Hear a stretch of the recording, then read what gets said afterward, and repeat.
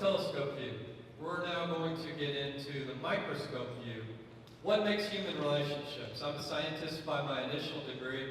I've been a real estate developer and in the financial world and all sorts of other things over the years, but I keep going back to my roots.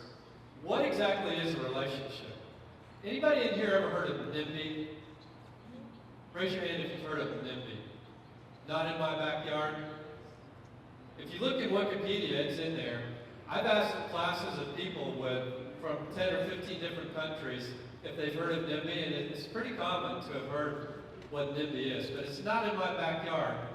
And it's the idea that if you put a pot of gold in my backyard, that I'm going to have a problem with that. I don't want a pot of gold in my backyard. I might not have any money, but don't you put a pot of gold in my backyard. Well, why? Because it's a trick. It's a trap. Somebody's trying to get me. Or they're feeling sorry for me. I don't need your pity. Don't give me your pot of gold.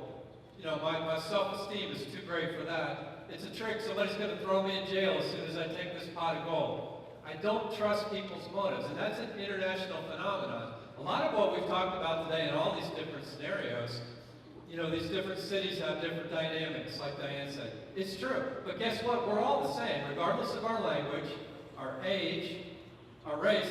99.7% of our DNA, black, white, Chinese, regardless, 99.7% of our DNA is exactly the same. You know what makes our skin color different? 0.03. That's scientifically, it's absolutely ludicrous to be a racist. It's absolutely foolish to have barriers between us. We are 99.7% exactly the same from our DNA standpoint. We play this, if this Spanish, before you see, we'll have to turn it up, but it's in Spanish, if you could back it up for a second. My friend who did the Spanish for this video, we can do it in English if you prefer. He's Irish-American with the name Murphy, with red hair and freckles. So you may not like his Spanish, but we'll see if it works for you. Let's try. It's a mind-boggling phenomenon. We've all seen. Okay, let's try this one. That's neat. Es un fenómeno asombroso. Todos lo hemos visto. Es tan predecible, sería cómico si no fuera tan devastador para la productividad de todo negocio, nación y relación del mundo. ¿De qué hablamos? ¿Alguna cepa de la influenza? ¿La llegada de un catástrofe medioambiental o mutación genética? ¿Qué peste consume 10 a 20 billones de dólares de progreso del planeta cada año? Por lo menos el 10% de todo desarrollo mundial. Quizá usted nunca escuchó hablar de él, o quizá sí y le infunde miedo. Debe saberlo. Esta maldición horrorosa se llama NIMBY, en mi patio no.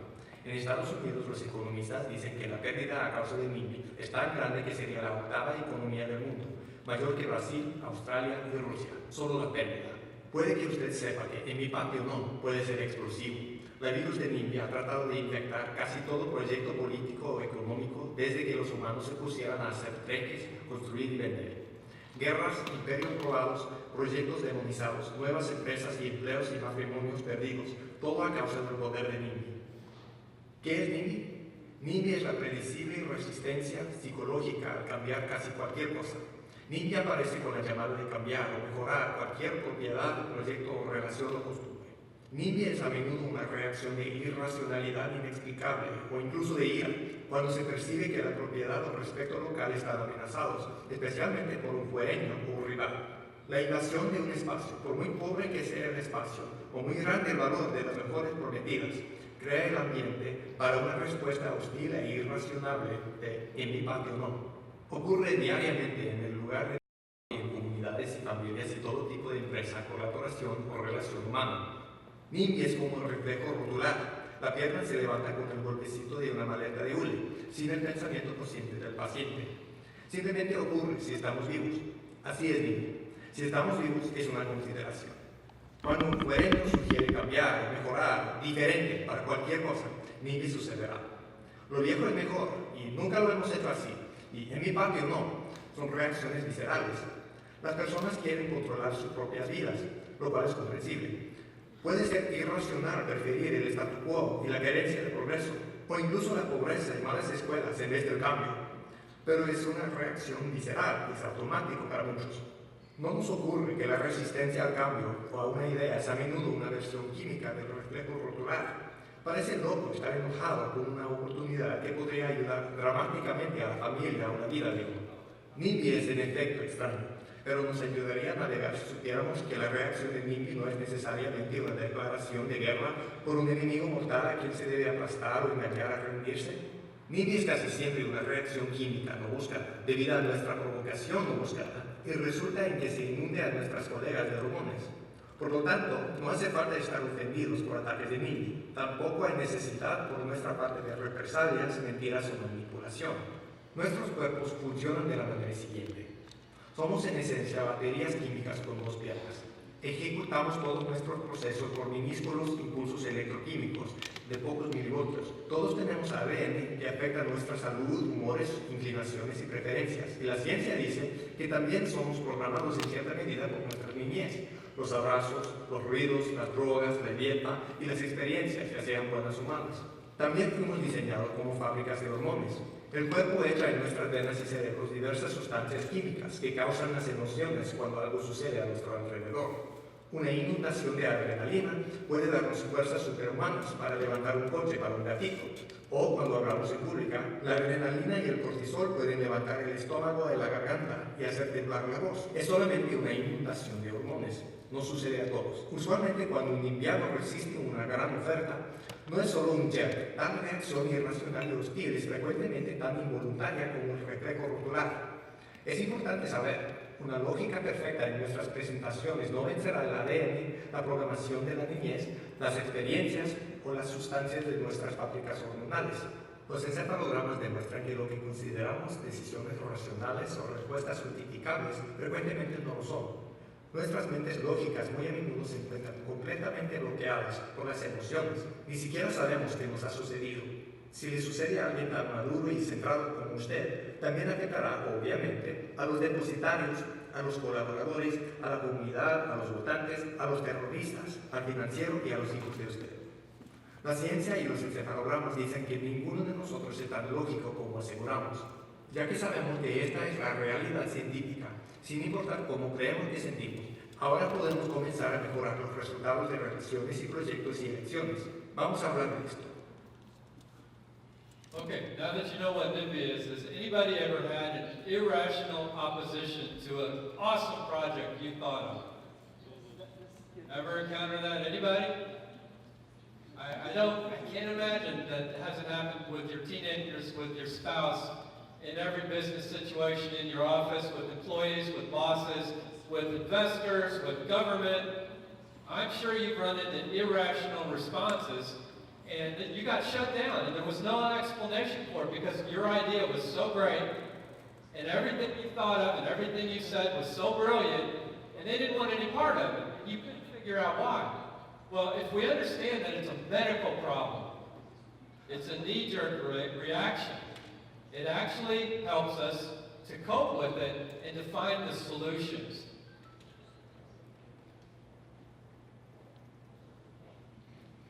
This is another example of the exact same point. This is a video, if you could hit play for me.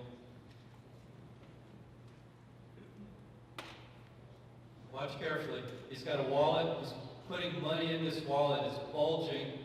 He's drawing a circle around the wallet, bulging full of money. Now watch what happens.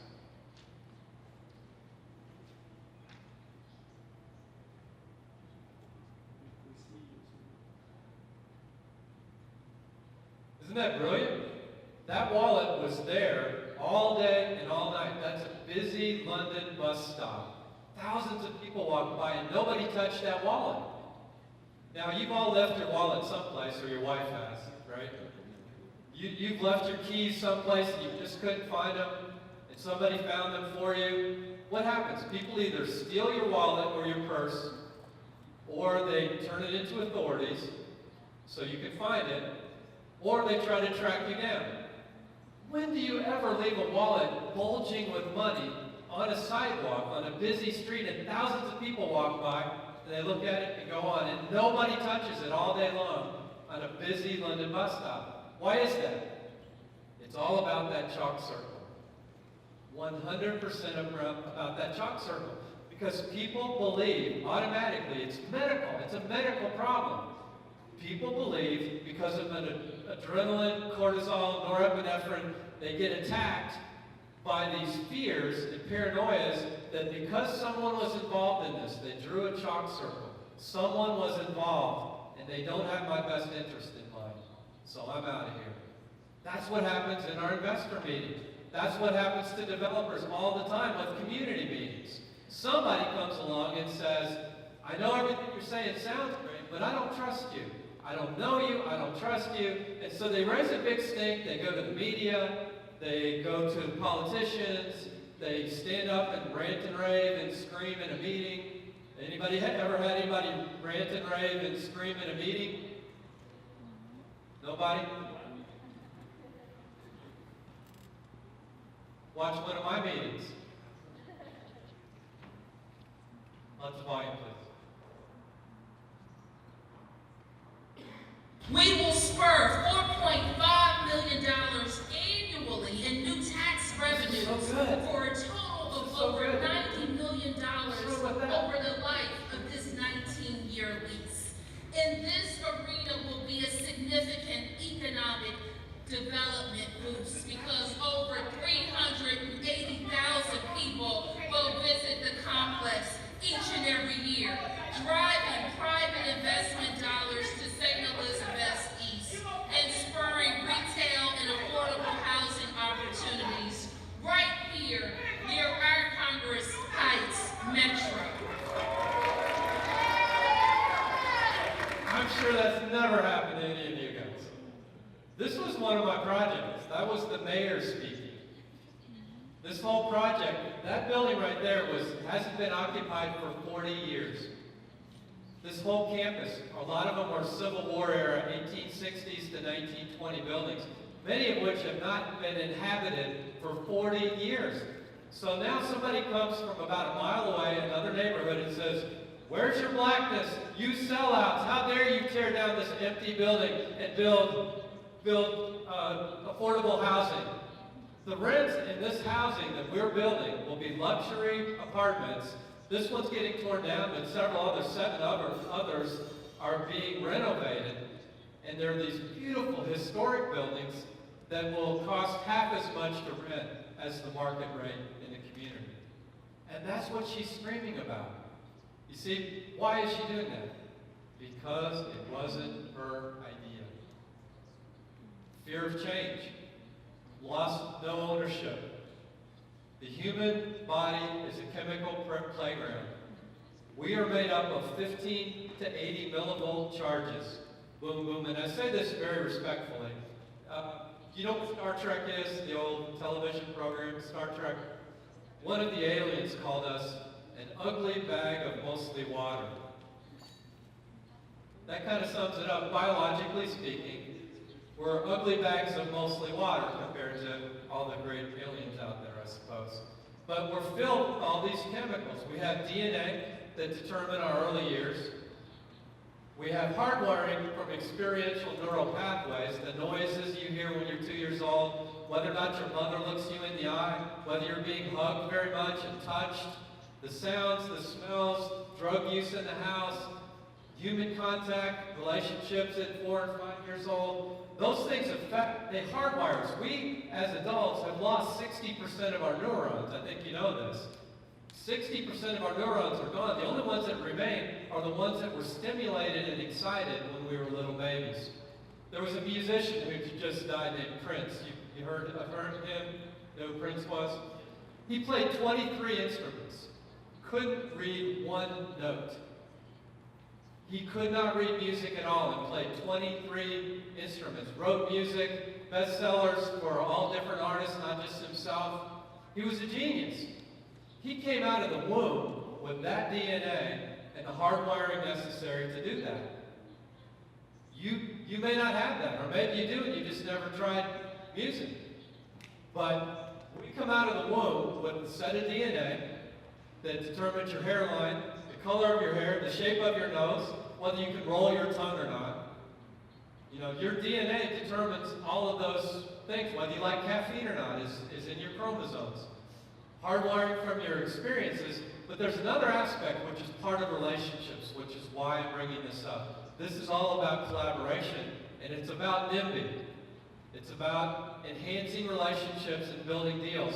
We've lost $20 billion last year, $20 trillion, I'm sorry, $20 trillion was lost to global development because of this thing called NIMBY.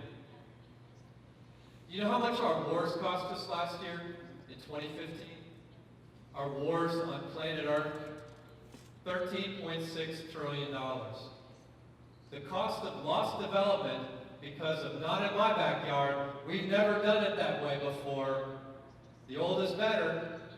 Don't change. That wasn't my idea, so I don't like it. The cost of that has been estimated by the Chicago School of Economics as being more than the cost of all the wars on the planet last year. You have lost business. You have lost relationships with your children, with coworkers, with relatives, with your parents. You've all lost relationships because of negative and positive hormones that you may not have even realized that you had the ability to affect. We're predisposed by DNA, experiential hardwiring, and chemical hormone factories. We are millivolt-based life forms. Our relationships, our collaborations, and our negotiations. Negative hormones, norepinephrine, cortisol, epinephrine, stress. If I just fell over right now and started choking, there would be an adrenaline rush in some of you. Some of you would just yawn, perhaps. But some of you, if I just keeled over right here, somebody would stand up and start shouting. If somebody came running in the back and they threw a rock through the window, loud noises, we would have an adrenaline rush. What happens when we have an adrenaline rush is we can't hear anymore. Our frontal cortex is shut down. So if you get into a meeting, a negotiation, whether it's a hostage negotiation for a kidnapping, or whether it's negotiating with a teacher at school, or a boss for a raise, or a client, or with government to get entitlements for a project, if you excite their adrenaline, you will cut off their frontal cortex and their ability to reason with you. They will say they're not interested in your job because it's just a dumb job. It's just a foolish job. But what really happened was you offended them, and their adrenaline rush shut off their frontal lobe, and they couldn't hear you anymore. Your teenagers can't hear you anymore once you've upset them. You need to know that. If a person is stressed, they can't hear you. So what do? We actually have the ability, we know this now from brain scans, right? A few years ago, we were stuck. We didn't know this. The Heisenberg uncertainty principle is the law of quantum physics that says if you try to cut into a subatomic system, that you disturb it by the fact that you cut into it, and now you cannot observe what you came to observe. You've interfered with it, and so you can't see what you came to see. Well, the same is true with hormones. Up until the last 5 to 10 years, but especially the last 5, to find out what someone's norepinephrine was doing, or to find out what their serotonin was doing, you had to cut into their brain. Guess what? Once it touched the brain, never the same, is what brain surgeons say.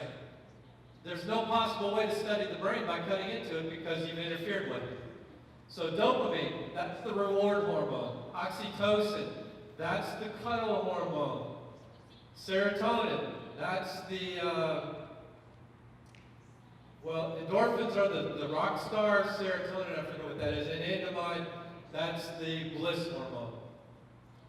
In order to have good collaboration and to keep that woman right there from screaming at you behind your back, and that guy right there from going to your boss and ratting you out saying this is a terrible idea, you have to find a way to bring on their good hormones to diminish their bad hormones. It's just that simple. It's like gravity. You don't have to believe in it, but you better cooperate with it. Right? What is gravity? It's gravitons, it's wave, it's particle. Nobody knows. It's a time-space warp, according to Einstein. Nobody knows to this day what gravity is, but you're not going to step off the top of a roof because you appreciate that you will fall at 9.81 meters per second squared. You appreciate gravity even though you don't fully understand it. This is like that. Do not aggravate the badness hormones. Try to push the buttons of the good hormones. One of those ways is through ownership. We've developed a technology that's drag and drop technology with Google Earth and amenities on it that you can drag on, and you get everybody around this collaboration table to actually stand up and walk up and drag and drop and draw on the screen together so they have mutual ownership of this project. You're not just telling them what you want to do and then trying to convince them to do it. We know a lot now about 3D goggles, and we know a lot about gaming. We know about, from a corporate standpoint as well as a gaming standpoint, that proprioception, and about 50% of a person's proprioception is in their hands. So if we can get them to touch something, to stand, have good posture, to touch something, they begin to take ownership, and it releases the good hormones. Who knew? We do now. Game theory, empathy, manipulation are different ways to negotiate. The game of chicken is one of those games. We can talk more about that some other time. There are 3 stages of strategy. Preliminaries, talk to the people first. Be friends with them. Get to know what they're thinking. Get to know what they're feeling. Then you propose. You don't just throw some project at the pole. You talk to them first, then you propose, and then you do the project and you get their feedback while you're doing the project. Negative hormones, there are things you can do to avoid those. There are things you can do to soften those. There are ways you can bring about dopamine, the lighting, the sounds, the frequency of the lights, the kind of food you put on the table, the way you present that. The background music, everything was done so beautifully here today. But there are a lot of things you can do to help those that you're collaborating with, whether it's investors or community or government officials. There are things you can do to change their chemistry. If they came in stressed out, you can help remove that before you talk to them so they can hear you. If you say something that offends them, you can push the serotonin button and help them to accomplish this. You can plan for a good outcome. We are like vending machines. Nudge the buttons of the vending machine. Play the video. There's some sound here too.